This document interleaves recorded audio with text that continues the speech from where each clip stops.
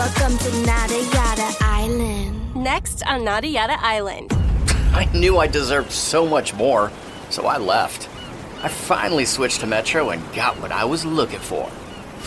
Get one line for only $25 a month with AutoPay. Just bring your phone to Metro and experience all the data you want on the largest 5G network. That's Nada Yada Yada, only at Metro by T-Mobile. First month is $30. Bring your number and ID. Offer not available if with T-Mobile or with Metro in the past 180 days. Welcome to Mind Love, episode 110. Today's episode is all about building, protecting, and clearing your energy. I think that when you love and honor who you really are, then you are honest with yourself and you want to be in an honest relationship with another person, which means that you have to be aware of how they're talking to you and how they're treating you and how they respect you. And a lot of women have this ongoing pattern of always getting involved with people who are using them. And it's because they don't love themselves and they think that they have to be used, that to them is love. So they have to be able to stand back and take a long, hard look at why they believe that, and then really understand what it is that they're looking for within themselves before they can go into an honest relationship.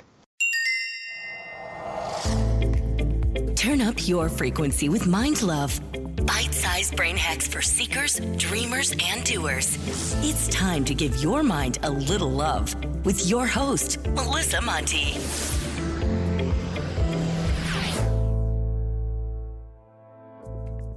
They say that women often have a difficult time asking for what they need. Well, not today, friends, because I'm asking if Mind Love has helped you at all, please leave a 5-star review in Apple Podcasts. They're so helpful to the growth of this show. And I want to give a shout out to Cece Brooks, who left an amazing review for me last week. She wrote, "I often have a little trouble discovering self-love podcasts that really speak to me. I go through tons of podcasts, trying to find ones that call me out, slap me in the face, and get me back on track of this journey of enlightenment and purpose. Mind Love came in my life at the perfect time. I finally stumbled across this podcast, and I'm about 10 episodes deep. I have never written a review on a podcast before, but I felt called to do so with this podcast.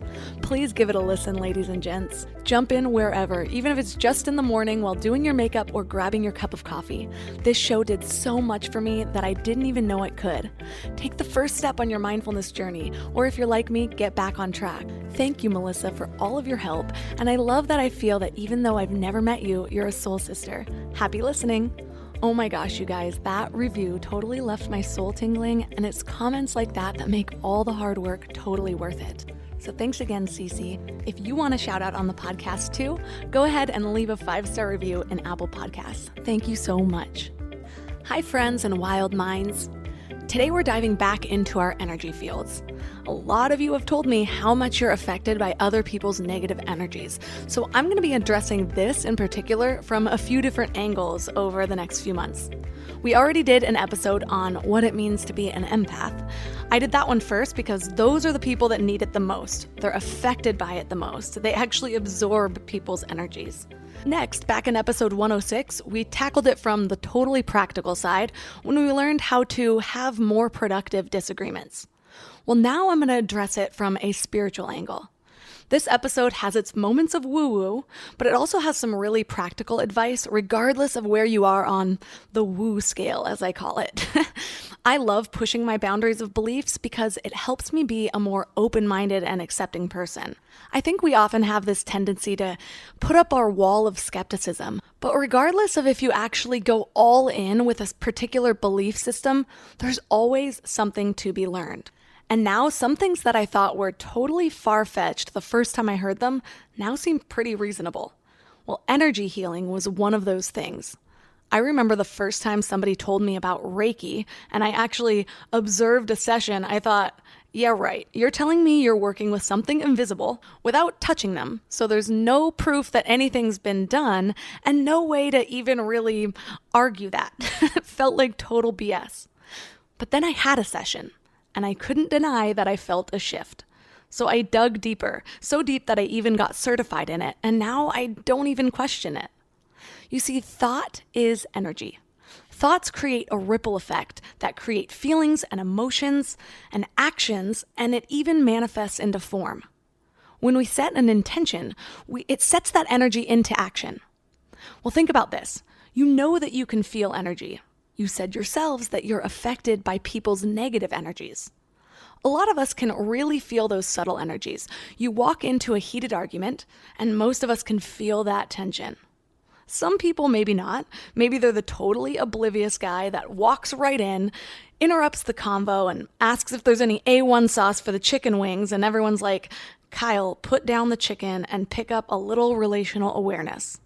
But the moment people start snapping at each other and everyone's in a bad mood, then suddenly Kyle's like, oh, hey, did I miss something? Did something happen before I walked in? Well, that's because that negative energy has started to manifest into behavior. But it all starts with a thought, which is energy.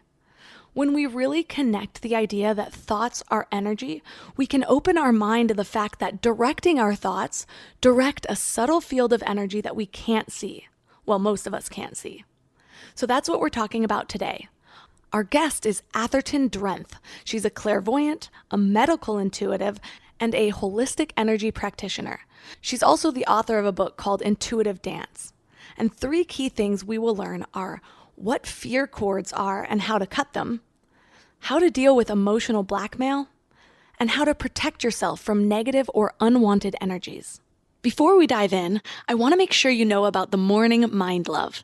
It's the easiest way to start each day with a little reminder about how magical you really are.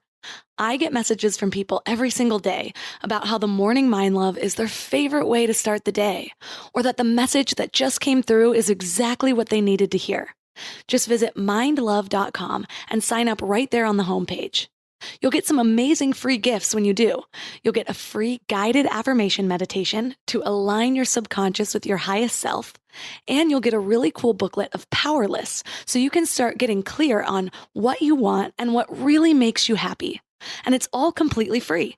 Just go to mindlove.com to sign up. Or if you're out and about, just text the word morning to 33777. That's morning to 33777. And now let's welcome Atherton Drenth to the show. Thank you very much. It's my honor to be here. So to start out, what's your story? How did you become a medical intuitive? And for those who don't know, what is that? Well, I had a very unusual journey. I had no idea what it meant to be a medical intuitive or what energy work was. And then 20 years ago, after struggling with my health for most of my life, I had a near-death experience. And as a result of that, I had been strongly encouraged to see a young man by the name of Larry Steele who did energy work. And when I arrived in his office, I almost walked out. I was so skeptical about what I saw because I'm trained as a medical technologist and energy work was totally outside of my purview.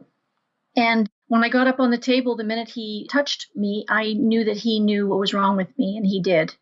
He told me what was wrong, and it was confirmed by biopsy days later. And I was undiagnosed celiac. I was 45 years old. I was 95 pounds. I hadn't been able to work for 2 months.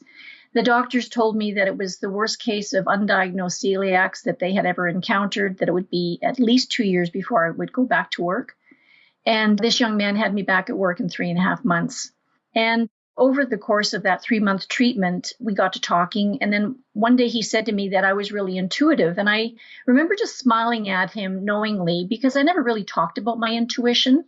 I sort of learned to keep it to myself. And then he said that he could train me to do what he did. And at first I thought he was nuts. And I thought about it for 2 months. And then I finally agreed to go through the training. And it took a year. And I opened up my own practice and had a full-time practice in 3 months. So, the rest they say is history. What does it mean to be a medical intuitive? Well, there are many different types of medical intuition. We're all familiar with Carolyn Mace, who is one of the premier medical intuitives in the world. And she can look at the body and look at what's wrong with your body physically. The type of medical intuitive I am is I look more for the blocks in the entire energy field. We know that if you get blocks in your energy field, you can have problems physically, mentally, emotionally, or spiritually. And my job is to go in and find out where those blocks are. So I see myself as being a guide on people's healing journeys. I walk beside them. I don't do anything the mind can't handle and the body can't accept. The body's very wise. It knows exactly what it needs, and I'm just here to listen to that. And what ends up happening is when we find the blocks in the body, in the energy field, what we're doing is we're pulling them into consciousness so the person can take a look at what that block is, and then they can change their mind, change their belief, or formulate a different course of action in order to pursue health for themselves. I love that explanation because I know for a lot of people in the very beginning of starting to understand intuition, they're like, well, tell me the future. And it's never really about that. It's about, well, this is where you're at now, and these are the choices that you can make to divert what the future could be. Is that right? Well, there's a difference between being a psychic and being an intuitive. And a psychic can read a person's energy field at that moment in time and tell them what their future would look like from that moment in time. Whereas with intuition, what we're doing is we are looking at where the body is going. So it's not a psychic prediction. It's not telling people what to do. It's a listening and transcribing for them what's happening in their energy field, which is completely different. So when you are actually looking at somebody and getting a sense for where their blocks are, what does that feel like to you? Or what are you sensing? Is it visual? Is it a feeling? Well, it depends. For me, it's visual, and I also will feel things and hear things. So I will, after I have permission to connect to a person's energy field, because I don't work on anybody without verbal permission. And once I have that permission and from the body, then I will ask the body to show path. If a person has come in with, say, they're having problems with their knees, once I have received permission to take a look at the knees, then I will listen to the story that the knees will have to tell me. For example, one woman came in and she was having a great deal of difficulty walking, and both of her knees were very stiff. Nothing was helping her resolve her knee pain. And yet when I went into her knees, all I heard was up, down, up, down, up, down. So I relayed that to her. I said, why am I hearing up, down, up, down? And she says, well, I'm up and down off my knees all the time. I've been laying in new floor and I bruised my knees. And then she's never given them a chance to heal. So once we addressed that and removed that blockage, then her knees healed very quickly. I feel like the universe is speaking to me because I've been having an issue with my knee. Well, you talk about 4 different types of intuition, and it's been a little while since we've done an episode specifically on this. So for those who don't know, what are the 4 types of intuition? Certainly. So there's 4 different types of intuition. The first is clairvoyant, which is clear seeing, which is what I am predominantly. The next is claircognizant, which is just knowing without knowing. It's called hunches. The next is clairaudient, which is hearing voices, which is the one you generally don't tell people that you hear voices because that gets you into trouble. And then the last is clairsentience, which is clear feeling. With a clairaudience, you're seeing images in your mind. They're like little movies. I don't know if you remember the 8-ball. It was sort of like a little game that you could buy, and it looked like a bowling ball with a number 8 on it, and you would ask a question and shake it and then turn it upside down and the answer would appear. Yes. That's the way it is for me as a clairvoyant. For people with claircognizance, they just know without knowing why they know. They get strong hunches. Men have a tendency to be predominantly claircognizant. They just seem to know that this direction is north, and if I turn right here, I won't get lost. The clairaudient is the easiest because you're actually hearing things dictated to you by your guides or the body. The body speaks in very simplistic language, by the way. And then the clairsentience, they feel other people's pain, so they get what we call body cues. Clairsentience is the most predominant in women. Women are very empathetic and great feelers, but they also have the greatest difficulty in the fact that they are like little human Velcros. They pick up everybody's emotions. And it can kind of mess you up a little bit because when you feel other people's emotions, you can think you've either caused it, created it, or need to fix it. So that is, in a nutshell, what the 4 different types of intuition are. Everybody has all 4, but everybody will have one that is more dominant than the others. So for me, I'm predominantly clairvoyant, and then I'm claircognizant and clairaudient. For me, clairsentience is the lowest on the scale, which is one of the reasons why I put the test inside the book that I did, so people could determine what type of an intuitive they were and also find out what their most dominant intuitive ability was. Because what I have found in my own journey is once you have found out what your predominant intuitive ability is and you focus in just on that one ability, it helps you to get comfortable with it, it helps you to develop it, and then you're able to use it more effectively so that when the other 3 come into play, you're not so frightened by it. So what is the difference between clairsentient and an empath?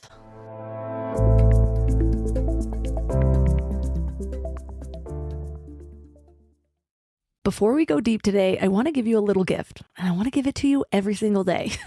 It's called the Morning Mind Love. I know how life can be. You're all fired up after an inspiring episode, and then a new day or a new challenge comes at you, and it's just hard to keep up that energy. Well, the Morning Mind Love is kind of like an oracle from your higher self to help you start each day with a positive focus. Plus, when you sign up, you get 2 free gifts, a 30-minute binaural meditation and 30 days of journaling prompts to help you remember who you truly are. And it's all completely free. So join over 9,000 people and go to mindlove.com to sign up or text the word morning to 33777. You know what's crazy? After all these years of hosting Mind Love and talking to some of the world's leading experts, one of the biggest eye-openers for me has been just how much our gut affects, well, everything. When my gut feels good, my mind feels clear, my intuition is stronger, and I just feel more balanced. And that's why I'm excited about Zoe, a science-backed nutrition company that is totally changing how we understand our gut health. They've created the most scientifically advanced at-home gut test and built the world's largest microbiome database. So when you get your results, you're not getting generic advice. You're getting insights about your body that other companies just don't have the data to provide. There's also just so much misleading health information out there. Food companies even pay influencers to promote ultra-processed foods as healthy. And that's why I love that Zoe relies purely on science. Real science. Their randomized controlled trial showed that participants were 4 times as likely to report better sleep and more energy, all thanks to the info from the largest microbiome database on the planet. So go to Zoe.com and find out what Zoe membership could do for you. And because you listen to Mind Love, you can use the exclusive code MINDLOVE10 to get 10% off membership.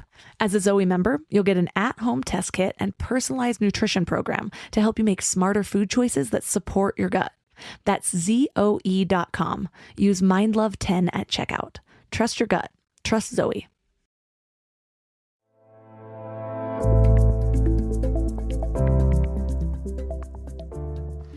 So what is the difference between clairsentient and an empath? Well, an empath is a very highly sensitive clairsentient. So they are not only able to feel people's emotions inside their own body, but it really throws them for a loop because it hits them like a shock wave. So they're wide open. So they're much more sensitive than the typical clairsentient, which would be the easiest way to describe that. So I ask because I just recently did an episode on empaths, and I read Empath Survival Guide because in the last few years, I've been coming to terms with that's what my issue is. And I say issue because until now, it seemed like a problem. Like I just thought my moods were all over the place. People could bring me down very easily. I'd walk into a room, walk out in a totally different mood. And now that I'm understanding, I read that book and I checked almost every single box. And so I'm currently on the journey of trying to get a handle on my empathicness and turn them from sensitivities into more of a gift. So I'm curious for you, when you were back first with this medical intuitive and he said, hey, I can teach you these things, and you thought he was crazy. Between that, now you said you're clairaudient, is that what you said, or visual? I'm a clairvoyant, which means that my intuition is very visual. So when I am connecting to a person's energy field, I'll see movies. I will see the story. I'll watch the story in the body, and then I will relay that back to the client. Okay, so there was a point where at first you thought him being able to teach you this was crazy, all the way to the point of being able to actually learn this skill and see things. And I'm sure you would have picked up on the fact that you were seeing things before. So what was that journey between not having that ability and really coming into it in your fullness? Well, being recognized as an intuitive by this young man gave me permission to finally acknowledge it publicly, because I was very fortunate in the fact that the family I was born into, they were all very highly intuitive and psychic. So when I had visions and saw angels as a child, and I would go to my mother and say, oh, I'm seeing this, that, and the other thing, she would say, oh, how lovely. This is what this is. Why don't you go play? So it was never treated with fear or suspicion. It was always treated with respect and an openness. I've had visions off and on all my life. I would know things when I touched people. My parents had to teach me how to keep my mouth shut because I would just blurt things out all the time. It made me the weird kid in high school. It made me not very popular in the workforce. I can remember managers calling me in after meetings and saying to me, I don't know what you do in the room, but you need to stop whatever that is. And I never really understood what that was. I just knew that I knew that, and that was just part of who I was. And being trained as a medical intuitive gave me the language, gave me the permission, and showed me how I could manage it and how I could use it as a gift to help other people, which was just so beautiful when I discovered that I could actually use it to help people. Like, it was just amazing. Well, another thing that I love about your techniques is I have brought up before on the show about protecting our energy, but you have different phases of building your energy, protecting your energy, and clearing your energy. So I'd love to go through each of those so that people actually know, because I surveyed my audience a couple of weeks ago, and the most common challenge was protecting their energy. People were affected by negative energy from around them. So I wanted to make sure I hit this on all angles. And like I said, Yes. I recently did the empath episode, but I wanted to make sure that I touched on the people that don't necessarily identify with a full-blown empath, because just because you're not a full-blown empath doesn't mean you're not empathic and doesn't mean that you aren't affected by other people's negativity. So let's start with building your energy. What are the main steps to really building your energy first? Okay, so I think you bring up a very important point. First of all, recognizing that you're an empath and that you can pick up on other people's emotions.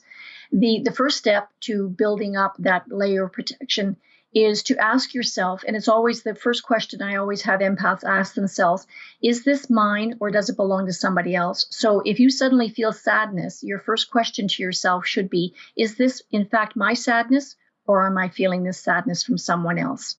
Once you start to identify what is yours and what isn't yours, it makes it so much easier for you to cope. The next thing is understanding that if you are feeling somebody else's sadness, for example, you need to be aware of the fact that you didn't cause them to feel sadness. You haven't created their sadness, and they sure haven't asked you to fix their sadness. So what you can do as an empath is do what you do so naturally, and that is to be present with an open heart and just send them love. So those are the first steps. The next step is learning that you have different levels of protection. So there is the white light of protection, which is the ultimate go-to of blocking everything so that you're not picking up anything. Empaths really struggle with that because it's like making them blind. They're very used to feeling their environments, and they live their environment through their feelings. So when you teach them the white light of protection, it really sends them for a loop because it makes them feel like they've been cut off. What I've learned with the white light of protection is once you're in it, you can mandate that the outer edge of your aura, once it's filled with the white light of protection, is to fill it with the pink light of divine love, so that you can still feel people and people can still feel you, but they can't attach or connect, like they can't get into your energy field. The next is learning how to put up shields. If you feel that you're walking into an environment where there's a possibility of a threat, then it's learning to put up your shields. And you can pull your shields up or you can drop them down. And you can do that just with intent. Once you have figured out what your shields look like, whether that be armor or a mirror, then you can just call on it at a moment's notice. The next is learning how to cloak. When I'm out in public, I'm cloaked, which means that I don't want to feel other people's stuff. So my cloak is, again, an exercise that's in my book. It's very easy to do. And I just use the words cloak on, cloak off. And when I'm out in public and I have my cloak on, people can see me and I can see them, but I'm not reading them and they can't read me, which is just fine. So those are the different levels of energetic protection that you can create for yourself. So most of these things are mainly visualizations. Why are visualizations so powerful? Because I know for the skeptic that comes in, they might be like, well, all you're doing is imagining something. How is this real? So where does the power lie in that? Thought always follows intent. So when you create a thought, so it shall be. That's God's law. As it is above, so it shall be below. So it's a spiritual principle just put into practice. And even if you don't really feel it, but you think it, it's still going to be there. I tell people all the time, even if you feel like you're imagining or pretend, know that it's really there. And the more you practice, the better you get at it. So what about when you are actually having to be engaged with these people? Maybe it's more like an actual negative energy of somebody toxic in your life, or somebody with a negative attitude that you live with right now, or somebody's in a really bad mood. And you have to continue the interaction. Is it as simple as visualizing the cloak or the white shield of light? Or what are the steps that you take to actually disengage with them? No. So I will do the white light of protection and just make the outside pink so that I can still be present in love, and they can still see me and they can feel me. They just can't get to me. They can't attack. Sometimes I will put up my shields. It still means that you can engage. It's just that whatever they're sending at you energetically is just going to bounce back against them. And with cloaking is always interesting, especially when you're in public, because when I first learned how to cloak, I had a hood and I would put my hood up and I would have a heck of a time getting any customer service if I went into a store. So I had to learn to leave the hood down so people could at least see me, but I wouldn't get affected by their emotions. That's so interesting. It's the power of intention and just mindset and thought is so intriguing. It's like the deeper I go down the rabbit hole, the more I want to learn. Yes. So one thing that I've been thinking about a lot lately is about past relationships. And it's interesting because I can tell that even with the ones that I've physically cut off, which I've had to do quite a bit in the last couple of years, well, it's not like there was so many negative people in my life. It's just that I was holding on to a couple and I finally let them all go around the same time. Yes. But there's still this, it feels like an energetic connection that I'm trying to figure out how to fully get rid of. Like they might still pop up in my thoughts, or maybe I'll question my judgment if that's how I should have handled it quite often. And I was talking to actually a listener on Instagram, and she had the exact same problem. So I was like, well, that's actually something that I've been thinking about too, so let me bring this up on an episode. Is that still some sort of energetic tie or an energetic connection, or is that just that we need to get a handle on our thoughts? Well, first of all, our egos are little recorders, so it's going to remember all sorts of things and just loves to pull those up as little reminders just to keep us on our toes. But what you're talking about in my world, I call them fear cords. And you can develop fear cords they're very common between parents and their children. You can have them with spouses, you can have them with colleagues, and you can form them with friends. They can be very toxic. They can be as fine as a thread, or they can be as thick as tree trunks. There are ways of removing fear cords. There is an exercise in my book, The Intuitive Dance, on how you can cut fear cords with Archangel Michael, which I do every single day. I call in Archangel Michael and I have him cut fear cords with everyone I've been in contact on that day. It clears a lot of the static. Angels don't cut love cords. They only take out the fear. I have a procedure in my book that's called fear cord removal, which is incredibly powerful. I have seen that turn toxic relationships around on a dime, meaning that, for example, if a woman has been involved in a very toxic marriage and she's filed for divorce and she just can't seem to shake loose of her partner, we do a fear cord removal and all of a sudden the court case is solved. I even had one situation where a woman who had fought her husband for 10 years for a divorce, after we did the fear cord removal, she accidentally ran into him in a restaurant and he didn't even recognize her. So there are different levels of fear cords, and if they're particularly toxic, I find that doing the fear cord removal that I have listed in my book, and I have that full procedure in my book, is incredibly effective.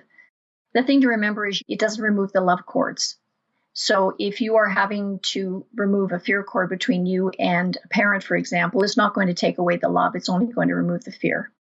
Oh, so that is an important distinction, because I feel like a lot of people think that cutting the cords of a relationship means that you have to cut off the entire relationship. But you're saying that we can actually cut off, almost seems like different patterns or different energies that are flowing between the two relationships. Is that right? Yes, exactly. Yeah, there's a big difference. You see, there's 3 different types of energy that comes into the human body. The first one is the one that comes in through the belly button. That's called the silver cord of life. And that's between the person and the divine. And nobody touches that. That is totally outside of the purview because it's between you and the divine. The second type of cord are love cords, and we have love cords with anybody who's important or special to us. And then we have fear cords. And like I say, fear cords are very easily made. They're very common between parents and their children. I know how to deal with them, and yet I still make them with my kids, and now I'm a grandma. So grandma does a lot of cord cutting from time to time.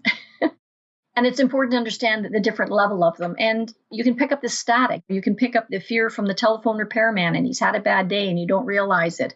Or, if you're on the bus every day, you can be picking up other people's emotions. So it's so handy to do this exercise with Archangel Michael and just get him to clear off the static. I have one mom who has 3 very highly empathic children, and they didn't really like the sword that Archangel Michael used. They thought that was a bit on the violent side. So they use a feather duster. And so when they get home from school every day, mom pulls out her special angel feather duster and she dusts them down for the day so that they can have a peaceful evening, which I thought was brilliant. That's so funny. Like 3 different times in this interview so far, I've thought of something and then you started to tell a story that related. And I was going to ask, because it's so interesting how so much of this intuitive stuff, I so wish I learned when I was young, because I feel like I am catching up or undoing all of the beliefs that I formed over time that kind of cut me off from abilities. And so I was going to ask, if you were raising children, what certain practices would you have given them to actually nurture these gifts instead of disempower them? And then you started telling this story about a feather duster. I thought it was so interesting. Yeah. So how else would you recommend that we start to get more in touch with our intuition? And this is a question I've asked other intuitives on the show, but I find that everyone has their unique perspective. And it's just like asking somebody, how do you recommend growing your business? Or what are your investing strategies? And everyone has their own unique flair to it. There's not just one way. So how do you recommend building up our intuitive side?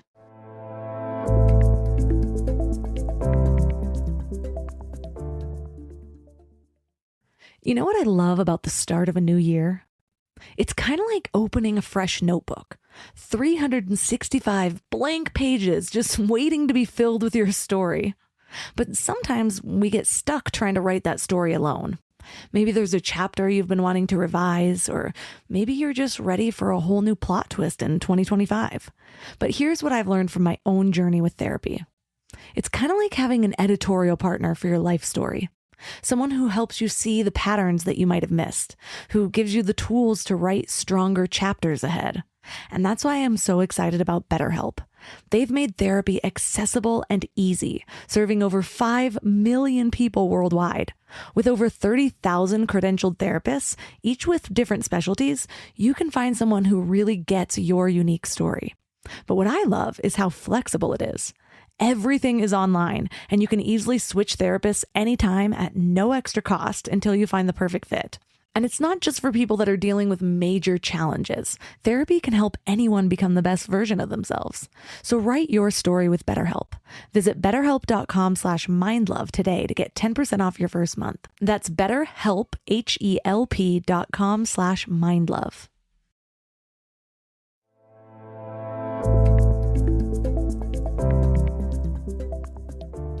Building up our intuitive side.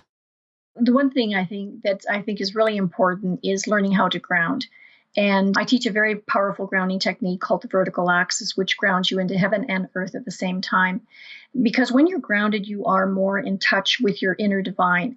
And when you can get in touch with your inner divine, you are able to more easily handle that ego voice that we also lovingly refer to as our inner crazy. Because our ego body is a part of us, and it's not something that can be removed or destroyed, but it is something that you can learn how to manage. And when you are grounded and when you are using your intuition, which I think is a gift from the divine, you're able to turn into looking at the ego voice and starting to question where those beliefs came from. And once you start to unravel where those beliefs really came from, then it's much easier to reduce the stress and anxiety in your life when you're grounded and to develop your intuitive abilities. So when I'm talking to people, that's always the first thing I teach them. It is teaching them how to ground and go into the vertical axis. The next thing I teach people is learning how to cut cords with everybody they've been in touch with at the end of the day. And then the third thing that I do is I teach people how to manage their dream time. Because so often, especially for sensitives, intuitives, and empaths, they are so busy feeling during the day, and trying to be of service during the day, that they don't realize that they're still working very hard at nighttime, because they go into the dream time and they try to fix those things that they couldn't fix during the day. And that's not what we were meant to do. I mean, God invented night and day for a reason. He invented sleep for a reason. The dream time management technique is learning how to manage your dream time more effectively so that you wake up fully rested, restored, and renewed without feeling like you've been fighting battles all night and waking up exhausted. I call those the 3 simple things, actually. Okay. So dream time management, I would love to get more into. I recently did an episode on sleep, and I mentioned that for some reason in the last few weeks, I've been having nightmares, but they're not terrifying. They're like really mundane nightmares. Like my computer will crash, or I'll all of a sudden get into an argument with somebody I haven't seen in 20 years. But things that feel very emotionally draining, and I've been waking up like I've been dealing with it. So what are those steps to clear ourselves before we... The first thing to recognize is that we all dream. Whether we remember our dreams or not, we do dream. We actually leave our bodies and we go up into what's called the astral plane. And the astral plane is a very real place. And what most people do is when they go into the dream time, when they sleep, is they go into what's called the lower levels of the astral plane. And that's where all the funky, crazy stuff happens. You know, you walk into a bar and there's an elephant having a beer with a duck. But it's also where we're going to try to resolve the conflicts that we have dealt with during the day, our frustrations or the arguments that we've had with a coworker. And what we don't realize is that we are being given permission to move into what's called the higher level of the astral plane, which is where we can receive direction at a spiritual level from our guides, from the angels and from the divine. So what I say to people is every night after you've cut cords with everybody, you set the intent to have, I use Archangel Michael, but you can use any of the archangels or Mother Mary or the Lord Jesus. And you ask them to, when you enter the dream time, if they would escort you to the higher levels of spiritual consciousness in the astral plane to receive a spiritual instruction and to wake up in every morning fully rested, restored, and renewed. And in my own life, I've found that to be particularly powerful. If you're worried about a person or a thing, I hand it over to the angels and say, you know, I have this concern about a child or a situation, and I hand this over to you and let me know what the solution is in the morning. And in the meantime, if you could work on me physically, mentally, emotionally, and spiritually so that I wake up fully rested and restored in the morning. Amen. And it works. So I keep reading stuff, and this is going to go far into the woo-woo, but about how alcohol basically opens us up for negative energies, that we lose our protective mechanisms. I want to do a whole episode on it, but I'm not ready. So I'm curious, does this technique still work if you have, say, 2 glasses of wine at night? Asking for a friend. Yes, it does. Well, the other thing you mentioned was really assessing your beliefs and where they came from. What do you think is the most common belief that we have as people that really hold us back from living our fullest potential or our happiest lives? That we are unlovable. I would have to say that would be the biggest thing. That we are not worthy of love, that it's unacceptable to be loved. To me, that would be the biggest answer. So where do you think that comes from? Because so many of us do come from parents who love us and who try their hardest, but so many of us still have these self-worth issues and these unlovable issues. So why is that? Well, you know, as much as our parents love us and as much as we are loved by partners, we still see it modeled that we're not really sure if we can accept love. And basically, Theosophy teaches that there are only 2 emotions. There is love and there is fear. And we are so consumed by fear, and there are 2 different types of fear. There's legitimate fear and there's manufactured fear. We are so embroiled in the fear, and we hear it so often that we believe that it's the truth, so it cuts us off from love. And when you don't see it modeled, as much as your parents can love you, but you can see the worry in their faces, or you can see, or you hear the fear statements, now be careful, don't do this or don't do that. We engage more with fear than we do with love. So then deep down, we are always, I believe, deeply afraid that we are totally unlovable. Right. And I feel like so many of us either came from or we ourselves have these really screwed up ways of showing love sometimes. And I think we are all guilty of it, at least at some point in our lives, are guilty of it, whether we want to admit it to ourselves or not. And there's a term that you use that really resonated called emotional blackmail. Now, how would you define that? Certainly. So emotional blackmail is the most insidious form of emotional abuse that you can come across. And it is any statement that disempowers you and forces you to do something against your will. They are emotional put-downs that make you feel powerless and ineffective. They are an emotional tool used by somebody who feels totally unlovable, and they will do anything to get you to do what they want you to do. Do you think most people are aware when they're actually emotional blackmailing, or is it just their patterns of behavior? Well, that's a good question, because we are all emotional blackmailers at one point or another, and I'm no different. But then there are people who are insidious blackmailers. So narcissists, for example, or people who are sociopaths, they're masters of being able to slip it into every conversation. And they thrive on it. They need it. They need the people around them to be completely disempowered because they need their power. Emotional blackmail is statements like, well, if you don't do this, then obviously you don't love me. If you continue to do that, then obviously you don't care. If you don't do what we want you to do, we're going to disown you. It's always that little threat that you are going to be ostracized or unloved if you don't do what that person wants you to do. And we all fall victim to it. It's just because we are always deeply afraid that we are unlovable. Right. And then it leads to major codependency, which is a whole nother story. Yes. It's interesting to me, though, because so narcissists have been coming up quite a lot on the podcast. I'm not sure why, but but it really feels like they're like the universal villain. It's like, oh, anyone can be fixed except for a narcissist. Anyone can learn to love except for a narcissist. We know that everything happens for a reason and that there's divine timing and intervention. What the heck are narcissists for? Well, I think they certainly are teaching us how easy it is to be manipulated by another person's mindset. I think that they are also a strong lesson to us on a spiritual level of how easy it is to be driven and manipulated by fear.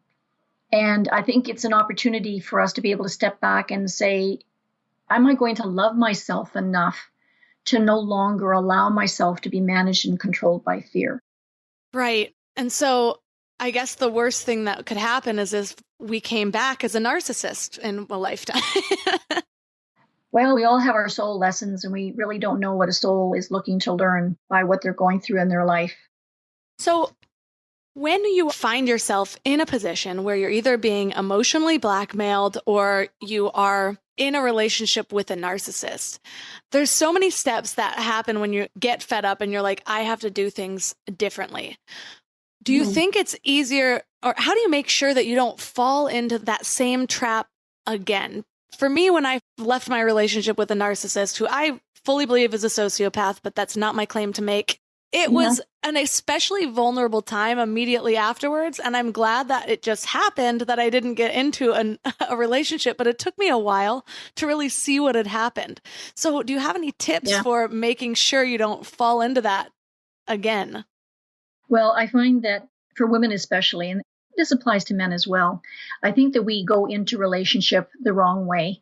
So I say to people that there's two ways of going into a relationship. The first is if somebody is paying attention to you, then their first response would be, oh, then I need to make them happy. I have to do whatever they need, whatever they want to keep them happy. That is love. The other is when you meet somebody and they show an interest in you, to me, the intelligent, loving response is, let's see if you fit. You know, we go into relationship wanting it to be honest and open, but when you do the response of, I have to do everything I can to keep you happy, then you're not being honest.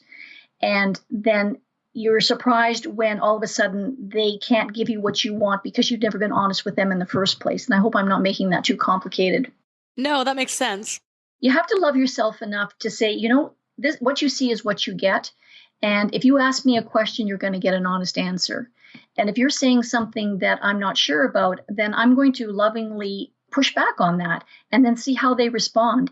And if I get that sort of a nasty pushback or that emotional blackmail kind of pushback, then, flags up. I'm not going to waste my time here. I went on a lot of first dates, because I think that when you love and honor who you really are, then you are honest with yourself and you want to be in an honest relationship with another person, which means that you have to be aware of how they're talking to you and how they're treating you and how they respect you.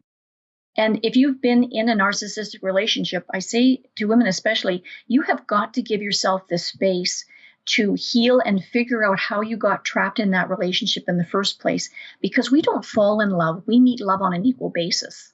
And a lot of women have this ongoing pattern of always getting involved with people who are using them. And it's because they don't love themselves and they think that they have to be used, that to them is love. So they have to be able to stand back and take a long, hard look at why they believe that, and then really understand what it is that they're looking for within themselves before they can go into an honest relationship. But that's my personal opinion. Oh, that one hit home for me. I wish somebody had told that to my 16-year-old through 26-year-old self. She needed that one. Well, it's interesting, though. I just relate to that because I did have really low self-esteem, and I didn't really even realize it was low self-esteem. It's just patterns I've acknowledged now, being able to look back. And another one that you were talking about that hit home, too, is I definitely know I had tendencies to emotionally blackmail, especially in my late teens and early 20s. And I didn't mean to. I didn't know I was doing it, but I had been in such bad relationships that's what modeled for me. Like, that's how I thought to show love in a certain way. And so it just came out.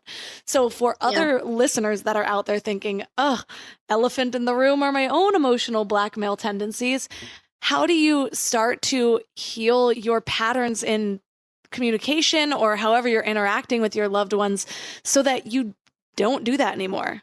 Well, first of all, when you're dealing with somebody who's emotionally blackmailing you, it's taking a deep breath, stepping back, letting them rant, let them say whatever they need to say. And it doesn't matter how they make it about you or say it's you or it's your fault. You just listen and you nod and you go, well, I'm sorry you feel that way. I love you anyways.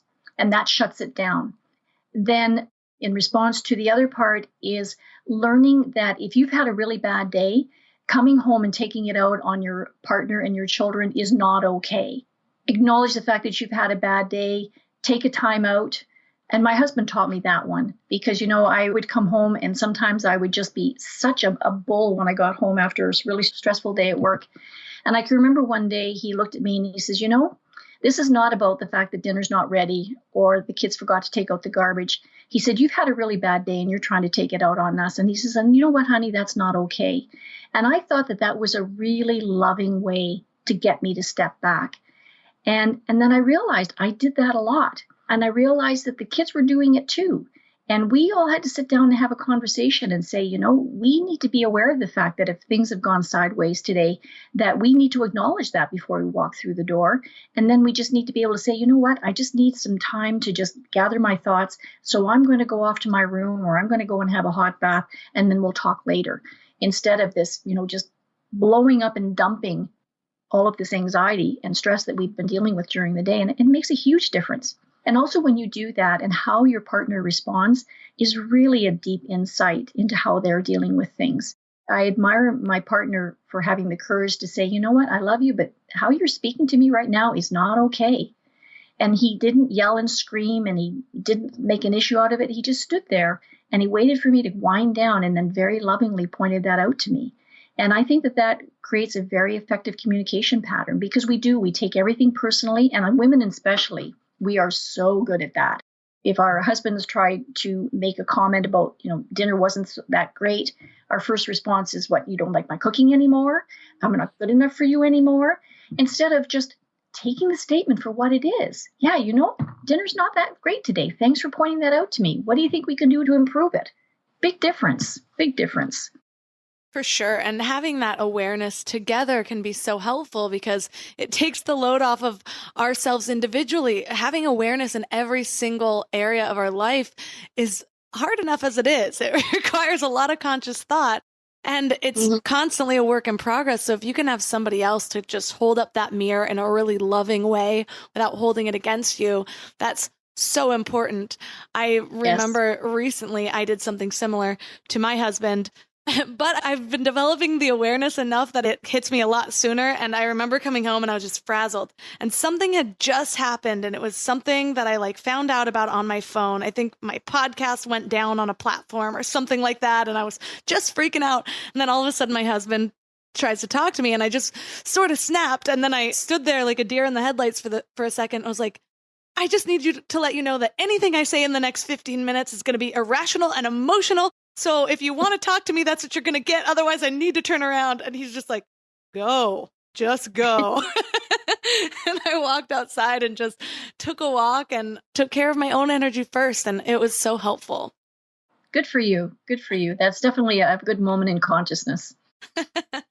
So thank you for everything that you've shared today. For listeners who are resonating with you and interested in learning more about you, possibly working with you, and about your book, where's the best place for them to connect with you online? Go to www.athertondrenth.com, C-O-M, and Atherton is spelled ATHERTONDRENTH.com. That would be the easiest way to get in touch with me. All the links from this episode will be at mindlove.com/110. So I timed this episode because I know the chaos that the holiday season can bring.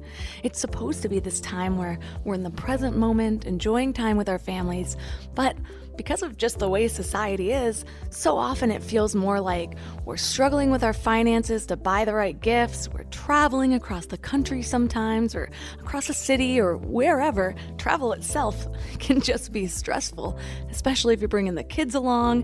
Then there's personality clashes with people you haven't seen for months or even since last year around this time. So there's a lot being thrown at us. We get used to being in our own little bubbles of energy.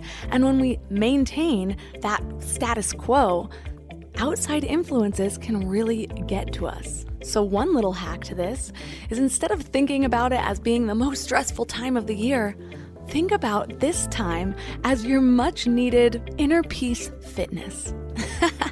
It is always up to you to maintain your own inner peace. It's up to you to figure out yourself enough to know what you need to find that place of calm, even when you're surrounded by chaos.